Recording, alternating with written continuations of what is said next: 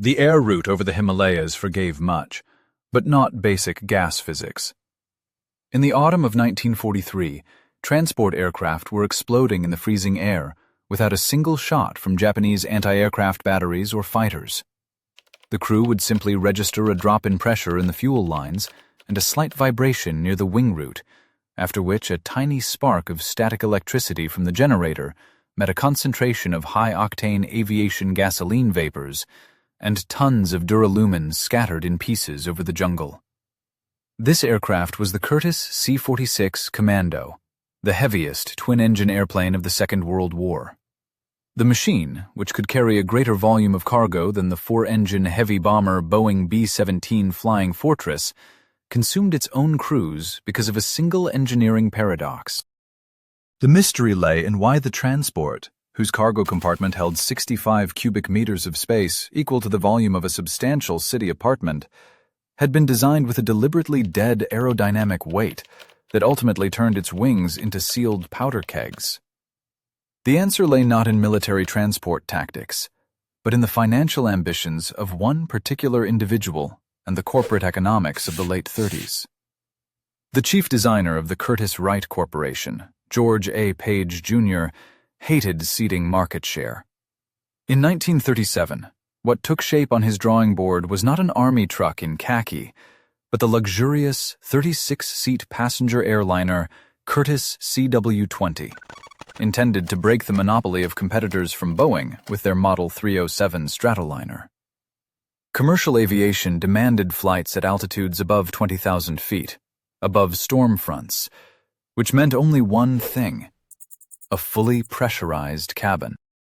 Page understood that a conventional circular fuselage would not provide enough volume below the deck for the baggage of affluent passengers whose tickets were supposed to cover the colossal operating costs.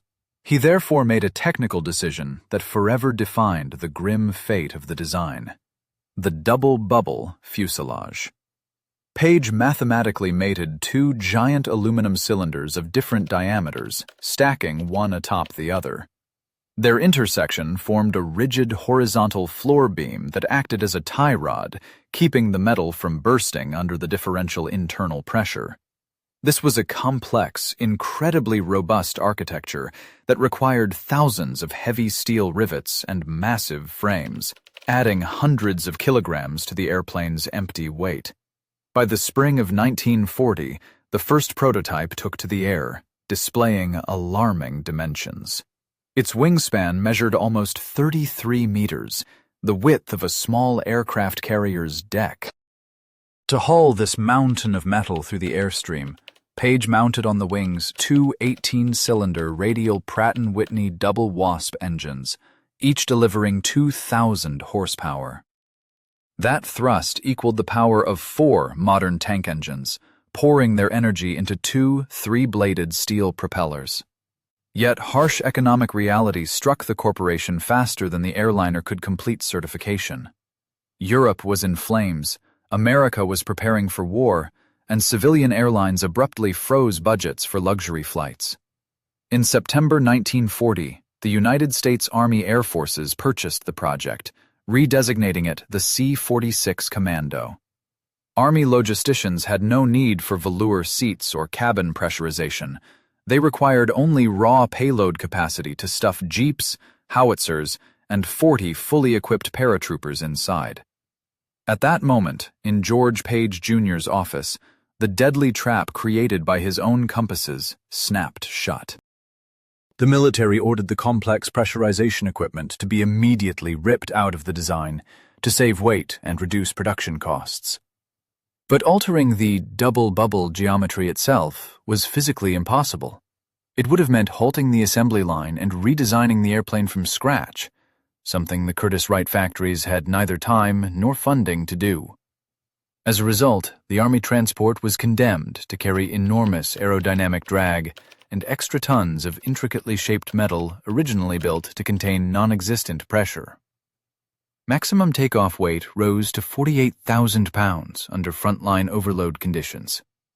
The airplane was forced to fly at the limits of its structural loads, while the complex geometry of intersecting cylinders and the massive center wing section created deep, unventilated cavities.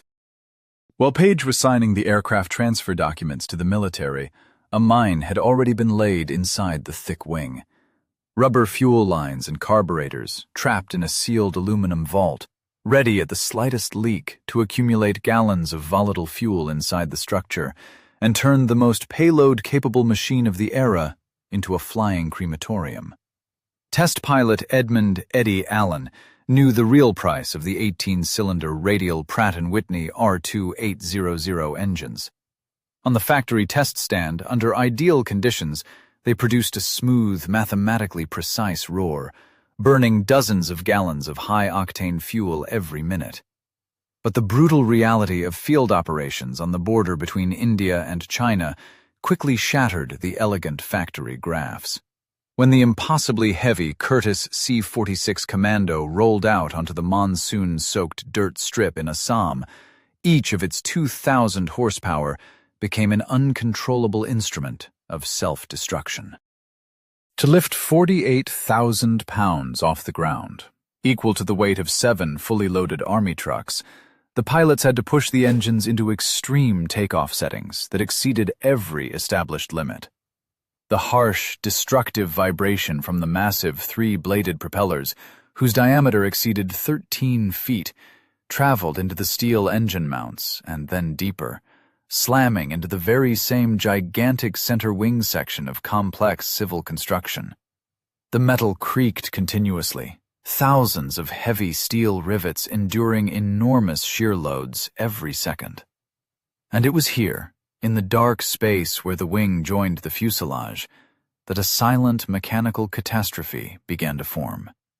Unlike simple Spartan Army aircraft, this airplane possessed an extraordinarily complex hydraulic system and a dense, interwoven network of fuel lines. They had originally been designed for the stable temperature environment of a passenger airliner, not for the 100% humidity of tropical jungle and the freezing hell of high altitude. Air Transport Command's commanding general, Major General William Tanner, received grim loss reports on his desk every day, each entry under technical cause showing only a blank dash. The transports were not merely crashing into the mountains, they were literally vanishing in the cold sky over the Himalayas. The root of the problem lay in the routine economizing on expendable materials and the total disregard for basic gas physics. Rubber seals and long hoses connecting the huge fuel tanks to the voracious carburetors cracked catastrophically fast from sudden temperature swings.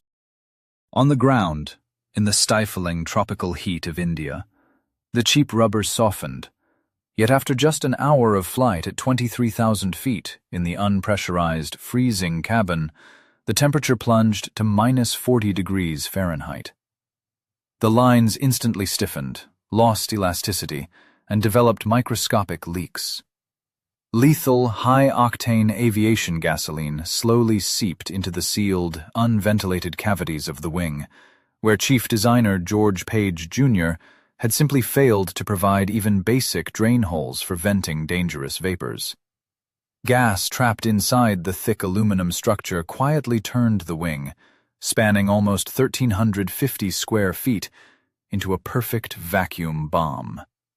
A single tiny spark of static electricity accumulating on the skin while passing through a powerful thunderstorm front, or the slightest short circuit in wiring worn by vibration, was enough to trigger an instantaneous volumetric explosion. The pilots dryly nicknamed it the flying coffin, and it was no exaggeration. The crew burned alive in the cockpit faster than the commander's fingers could reach the emergency pressure dump switches. Dry, cynical figures of military logistics mercilessly dictated their own laws of survival.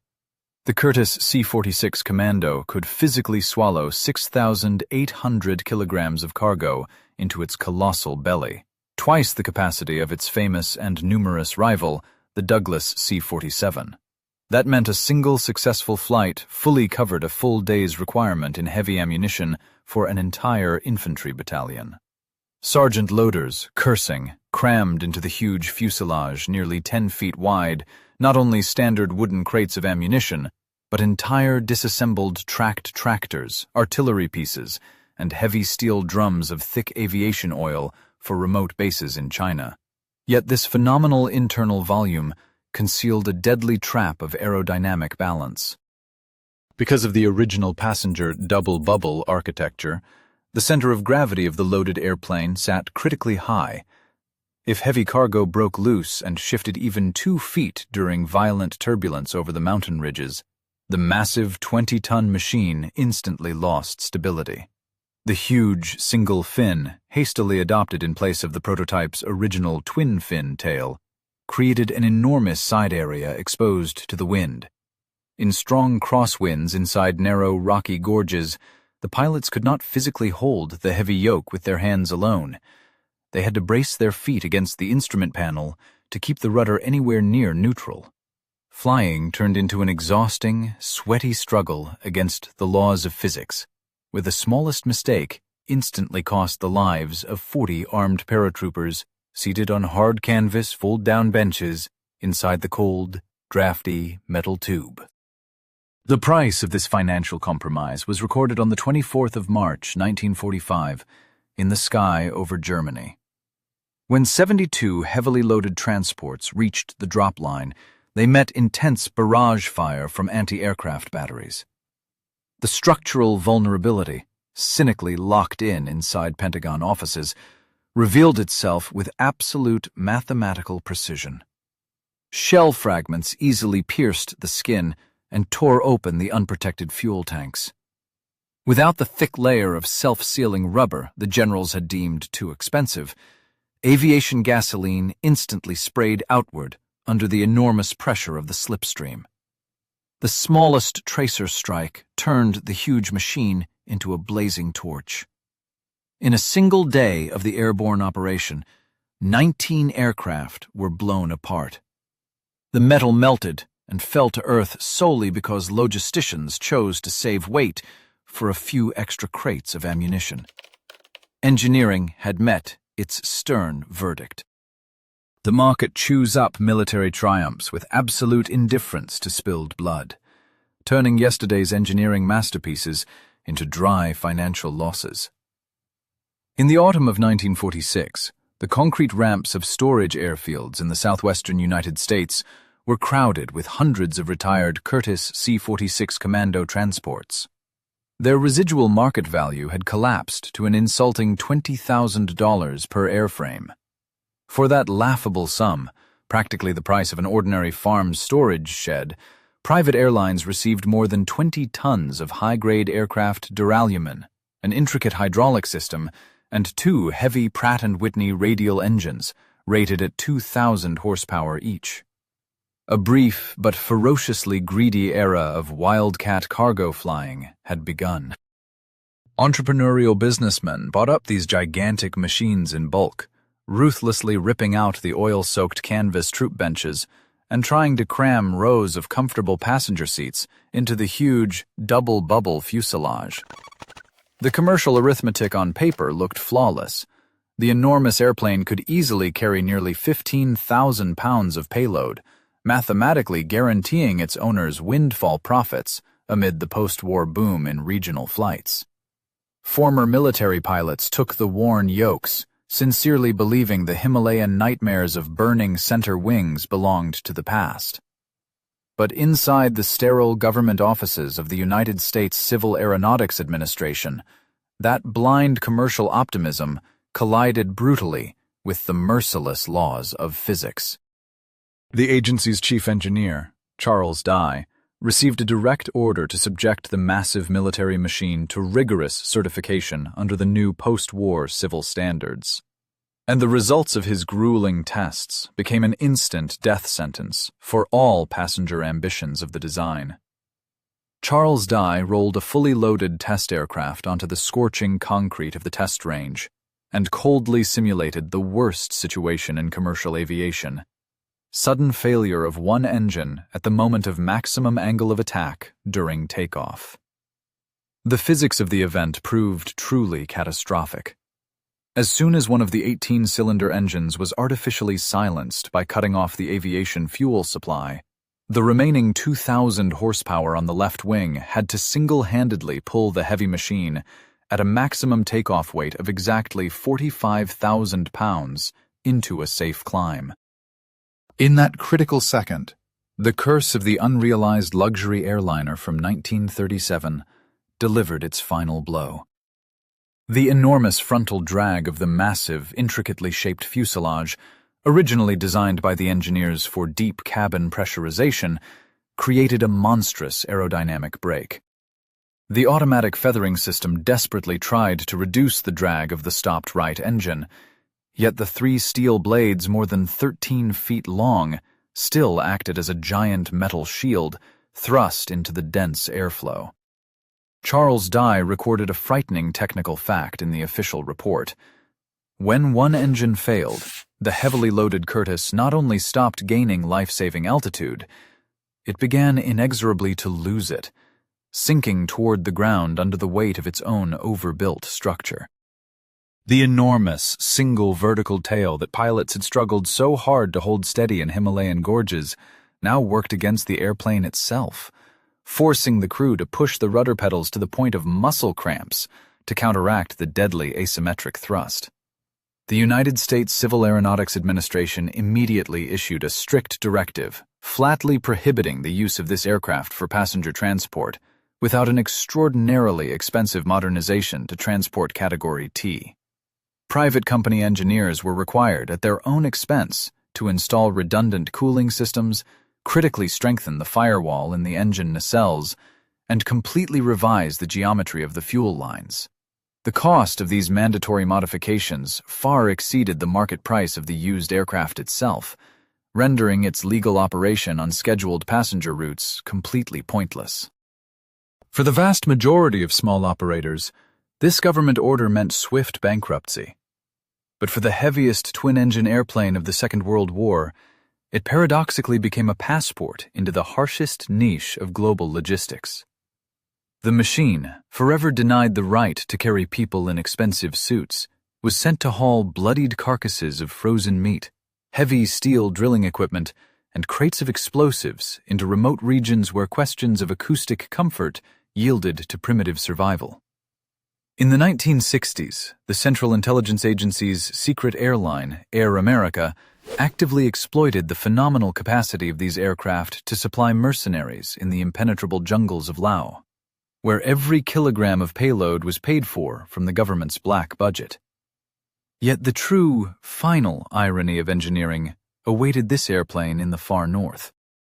On the icy expanses of Alaska and the wastes of northern Canada, where air temperatures routinely fell to minus 60 degrees Fahrenheit, the volatile gasoline vapors that had killed dozens of crews over the steaming tropics suddenly ceased to be a fatal threat. The dry Arctic cold instantly eliminated the risk of a sudden volumetric explosion inside the unventilated aluminum center wing section. The pragmatic engineers of the polar cargo airlines, such as Canada's Buffalo Airways and America's Everts Air Cargo, with icy calm cut out all remaining traces of complex electronics from the fuselage and permanently replaced the delicate rubber lines with thick, reinforced hoses of heavy industrial grade. They cynically forced the transport to operate at the absolute limit of the old metal's fatigue life, coolly ignoring microscopic deformations in the duralumin load-bearing structure. Northern economics dictated extremely harsh conditions. As long as the two massive cast-iron cylinder blocks continued roaring as they turned the propellers, and as long as the 65 cubic meter cargo compartment could accept 40 heavy barrels of aviation kerosene for remote radar stations, the machine would keep lifting into the sky every day. The old steel rivets creaked under the merciless pounding of Arctic storms. The thick fuselage metal became coated with a layer of heavy, matte ice and slowly corroded from condensation. Yet the airplane stubbornly continued to earn profits for its owners, even in 2024. The contradictory blueprint of a luxury airliner, permanently disfigured by military bureaucracy, ultimately outlived all its ambitious creators, becoming an eternal mechanical slave to its own extraordinary payload capacity. The owner of the Canadian transport company, Buffalo Airways, Joe McBrien, faces a financial anomaly every morning when he signs the maintenance checks for his oldest machines.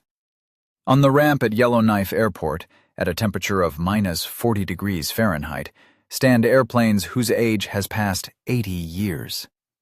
To start the two 18-cylinder Pratt & Whitney engines on an Arctic morning, mechanics require several hours to warm the massive crankcases with heat guns.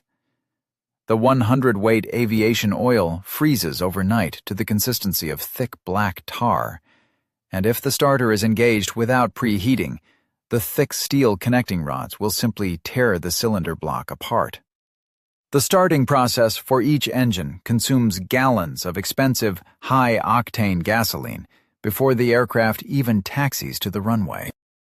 The exhaust stubs spit columns of blue-gray smoke. The blades, more than 13 feet in diameter, slice the icy air, and the old airframe vibrates with such force that the needles of the analog instruments blur before the eyes. From the standpoint of modern aviation economics, operating the Curtiss C-46 Commando looks like corporate suicide.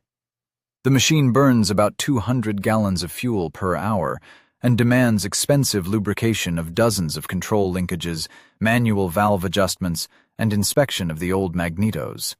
But Joe McBrien coolly ignores the cost of gasoline because he understands the fundamental engineering secret that makes this obsolete design indispensable.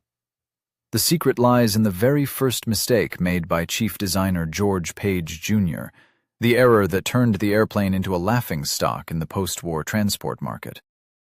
When Page created the pressurized double-bubble fuselage, he joined two cylinders of different diameters with a horizontal tie beam so that internal pressure would not burst the metal at altitude. That tie beam, intended as a structural member to resist pressure differential, became the cabin floor. It was engineered with such an enormous margin of strength that it turned into a monolithic duralumin slab running the full length of the fuselage. Modern cargo turboprops, such as the ATR-72, are built from lightweight honeycomb composites and stamped sections. Their floors are designed for light cardboard boxes. If Canadian drillers drop a 2-ton diesel generator onto the floor of a modern airliner, the metal will instantly buckle, destroying the primary structure, and the airplane will be written off for scrap. Northern aviation has no patience for delicacy. At dirt strips above the Arctic Circle, there are no forklifts and no heated hangars.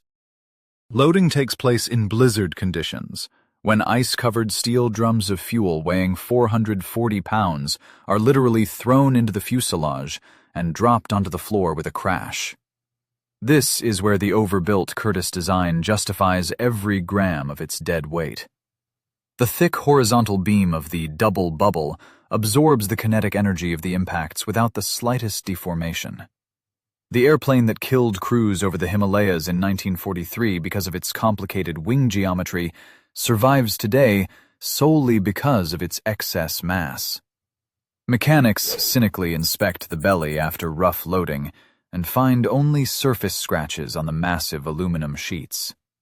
Customers pay thousands of dollars per flight because no other airplane can deliver nearly 15,000 pounds of industrial iron to a 1,200-meter ice strip hastily cut straight into a frozen lake. Each flight of this veteran represents a complex task in metal fatigue. Engineers of the Civil Aviation Administration of Canada strictly require non-destructive inspection of the airframe's load-bearing elements.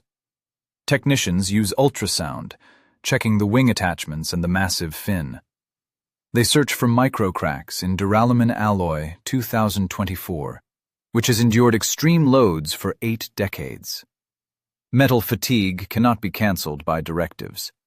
The alloy's crystal lattice inexorably breaks down from the vibration of 2,000 horsepower, the brutal impacts of the landing gear on frozen ground, and sudden temperature changes.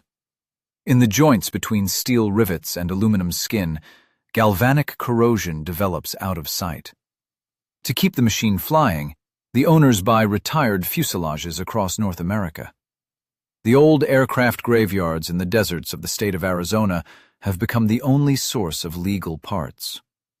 Mechanics drill out wing sections from dead airplanes and integrate them into living machines. This is absolutely cold mechanical transplant surgery, with not the slightest trace of sentimentality. When an old-style hydraulic pump finally fails and cannot be rebuilt on a lathe, the company simply writes off another airframe. No one erects bronze memorials to these airplanes. Metal that has completely exhausted its design strength is ruthlessly cut with an oxyacetylene torch into shapeless pieces. The heavy Pratt & Whitney piston engines, which once cost millions of dollars in today's money, are sold for scrap or handed to random collectors for mere pennies. The story of the heaviest piston engine twin of the Second World War ends on the dirty concrete of maintenance areas, among sticky puddles of used oil and sharp aluminum shavings. The irony of fate lies in the fact that the ambitious project of a luxurious high-altitude airliner, which was meant to carry wealthy passengers with crystal glasses of expensive champagne, entered history as the most brutal, dirty, and uncomfortable truck in the history of global logistics. Chief designer George Page Jr. sincerely tried to create an absolute masterpiece of engineering comfort, but the ruthless economics of war and the cold laws of aerodynamics turned his elegant drawing into a primitive tool of rough survival. The C-46 commando transport proved to the entire market that in commercial aviation, the survivor is not the most elegant or the fastest, but the one whose structural members can endure the maximum amount of abuse from careless loaders and pitiless nature. As long as the pure financial gain from hauling heavy drilling equipment to the far north exceeds the colossal costs of aviation gasoline and replacement cracked cylinders, these massive aluminum monsters will keep tearing the dead silence of the Arctic sky with their thunderous low roar, burning hundreds of gallons of scarce fuel per hour and continuing to pull their endless load without the slightest hint of a deserved retirement in a museum hangar.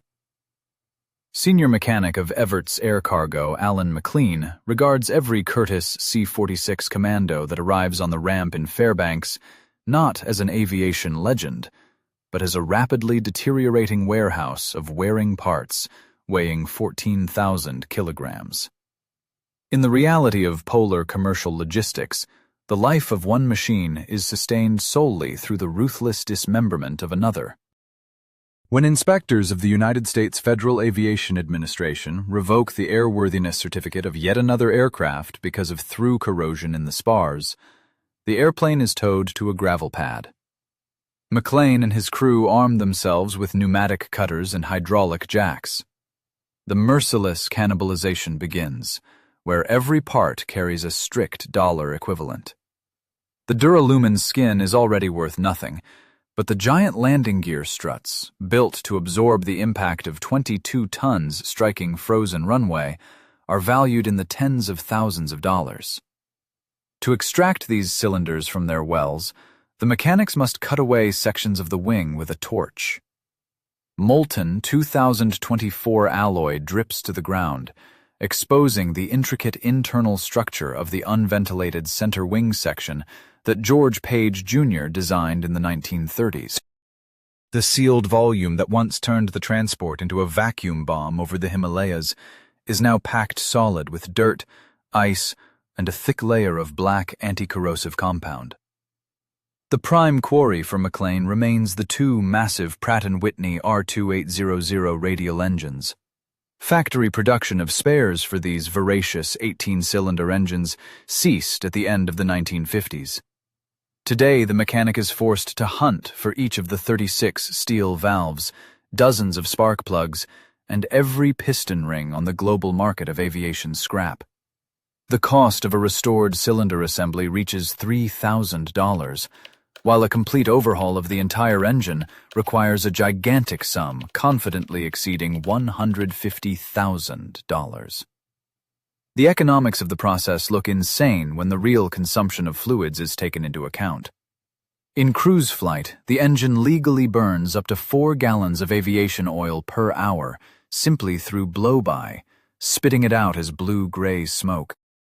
Mechanics must manually pour 40 gallons of fresh lubricant into the tanks before every flight. But McLean knows there is no alternative. Modern lightweight turboprop engines are physically incapable of withstanding continuous operation in extreme icing conditions, when chunks of ice and dense snow are sucked into the air intakes. The Curtis's cast-iron crankcase grinds up that ice without the slightest consequence to structural integrity, paying for this toughness with a monstrous appetite for scarce 100-octane aviation gasoline. The point of no return for a specific airframe arrives not in turbulent skies, but in the offices of insurance companies in London. Financial analysts who have never held a greasy wrench methodically calculate risk models. As soon as microscopic metal fatigue in the tail attachment fittings reaches its limit, the insurance premium for a single flight instantly rises to a level that renders commercial hauling unprofitable. This is cold mathematics, completely devoid of sentiment. McLean receives the official order to shut down the engines of this airplane, forever. The crew of technicians first drains the remaining precious oil, hydraulic fluid, and gasoline. They then carefully remove the Hamilton Standard three-bladed propellers more than 13 feet in diameter, each of which fetches no less than a new European automobile on the secondary market. The instrument panel is brutally torn out of the cockpit, leaving dead bundles of severed copper wiring. A week later, all that remains of the largest twin-engine transport of the Second World War is a hollow, gnawed skeleton. The icy wind howls through the empty cargo compartment of phenomenal volume, 2,300 cubic feet, where armed paratroopers once sat in silence before their fatal jump across the Rhine. The metal skeleton, from which the mechanics had cut away everything of market value, is sold to local scrap companies at the fixed price of 18 cents per pound of weight. A heavy Komatsu diesel bulldozer rolls up to the empty fuselage and ruthlessly crushes with its steel blade the innovative double-bubble profile that had once been developed to maintain ideal cabin pressure in a luxurious passenger airliner. The thick horizontal floor beam, which for decades had withstood brutal impacts from diesel generators, bursts with a deafening screech under the relentless pressure of the hydraulics. The steel rivets that had given the machine its colossal aerodynamic weight fly out of their holes with a ringing sound. Aluminum, melted in the 1940s at factories in New York, is fed into a smelting furnace to be turned into cheap construction sections. The paradox of the Curtiss C-46 Commando closes with absolute zero. The airplane born to seize the luxury transport market from Boeing was disfigured by hasty military specifications, killed hundreds of pilots because of a structural blindness to gas physics, was rejected by civil aviation, and ended its life hauling dirty barrels in the far north. The fate of this metal was always decided by three factors: falling oil pressure, fatigue stress in the frames, and the dull cost per ton mile in an accountant's ledger. The president of the Curtiss-Wright Corporation, Guy Vaughan, stood at the large window of his New York office in the autumn of 1946 and looked at the dry financial reports that drew a line under the most ambitious aviation program of the decade. On paper, the figures looked triumphant. During the war years, the company's factories had produced 3,181 examples of the heavy transport Curtiss C-46 Commando. Government Army contracts had brought in hundreds of millions of dollars in net revenue. But Vaughan, an experienced industrialist and hard pragmatist, understood perfectly that this apparent triumph was only a temporary wartime anomaly, generously paid for with emergency taxpayer money. On the desk before him lay a detailed analysis of the post-war civil market, prepared by leading Wall Street auditors. This massive document, with dozens of tables, was the death sentence for the entire Curtiss aircraft building empire. While their main competitor, the Douglas Corporation, successfully and extremely cheaply converted its light military transports, the C-47, into mass-production passenger airliners, the DC-3, Curtiss's heavy duralumin monster proved completely uncompetitive under the harsh commercial demands of peacetime operations. The reason lay in that very excess dead weight of the complicated structure that chief designer George Page Jr. had built into the project back in 1937. The unique double-bubble fuselage profile, which required tens of thousands of extra steel rivets and the use of massive frames, made conversion and production of a single commercial aircraft 40% more expensive than those of its rivals. Private regional airlines knew how to count every saved cent without mercy. The cost of high-octane aviation gasoline for the two voracious 18-cylinder radial Pratt & Whitney engines, each delivering 2,000 horsepower, instantly devoured any potential profit from selling passenger tickets on short routes. Vaughan urgently summoned the board of directors and the leading engineers, demanding a radical plan to reduce the airplane's empty weight. The technical department's answer was uncompromising and mathematically cold. The complex geometry of intersecting thick aluminum cylinders could not be altered without completely destroying the airframe's load-bearing scheme. The heavy metal dictated its own harsh rules, utterly ignoring the financial desires of company management. To make the massive machine profitable for private carriers, an entirely new fuselage would have to be designed, which meant capital investments amounting to tens of millions of dollars and years of new wind tunnel testing. But the Curtiss-Wright Corporation no longer had either the time or the free financial reserves. The global aviation market was rapidly filling with giant four-engine airliners capable of crossing oceans without refueling, while domestic regional services were firmly seized by cheap and efficient twin-engine Douglases. Large institutional investors began to panic. Share prices of what had once been the greatest American aviation corporation inexorably slid downward on the New York Stock Exchange. Understanding the inevitability of collapse, Guy Vaughan made the only correct but incredibly painful corporate decision. He ordered a complete halt to all ongoing development of civil transport aircraft. The machine that had originally been intended to become the flagship of acoustic comfort and pressurized luxury had forever killed the aircraft manufacturing division of its own company. In the spring of 1948, the Curtiss-Wright Corporation capitulated to the harsh economic laws of the market and sold all its airframe assembly facilities to North American Aviation. The irony of fate lay in the fact that the industrial giant that had created the heaviest twin-engine airplane of the Second World War was forced to leave the aircraft-building business forever, transforming itself into an ordinary contractor, producing spare parts, propellers, and aircraft engines. The engineering dead end built into the wing root and the double-bubble fuselage profile acted as a powerful delayed-action financial bomb. When the last brand-new Curtiss C-46 rolled out of the assembly hangar, an invisible layer of corporate bankruptcy already lay upon its smooth skin. Those same sealed, unventilated cavities of the massive center wing section, which had accumulated volatile gasoline vapors and burned crews alive over the icy peaks of the Himalayas, had now finally blown up the developers' budgets. Harsh commercial aviation never forgives compromises between aesthetics and cold physics. George Page Jr. had sincerely wanted to create a pressurized palace for wealthy passengers, but Army bureaucracy had ordered that palace turned into a heavy assault truck, brutally stripping the project of its vital cabin pressurization system. This mechanical hybrid could not be financially efficient in either environment. It was too heavy and too expensive for an ordinary passenger airliner, and too complex and maintenance-sensitive for a simple frontline transport.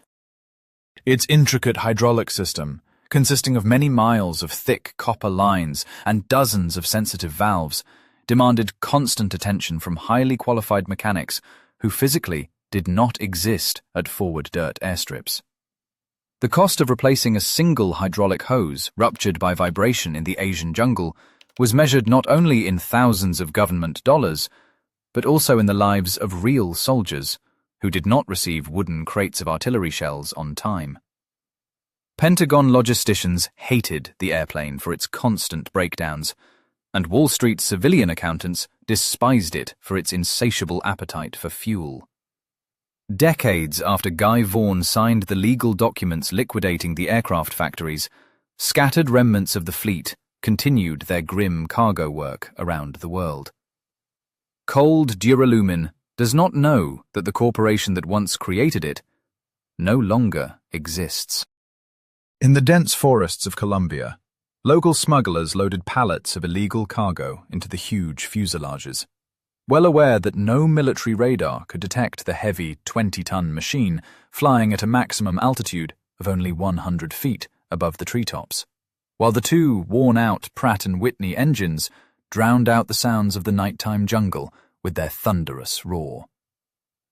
In the far north of Canada, these same old airplanes daily punched through dense cloud cover at minus 58 degrees Fahrenheit, laboriously carrying massive diesel units for remote diamond mines. Every flight of these disfigured machines represents a living refutation of the original engineering concept of luxury. The perfectly round windows through which Hollywood movie stars and New York bankers were supposed to look in comfort have long been permanently covered with crude sheets of unpainted metal. The elegant passenger cabin door has been crudely cut out and replaced with huge double cargo doors whose steel hinges constantly sag and creak under their own weight. The entire long history of the Curtiss C-46 Commando ultimately reduces to the ruthless formula of material strength and the cost per ton mile. The airplane was officially stripped of its certificate for the future, stripped of all passengers, and forever stripped of factory technical support.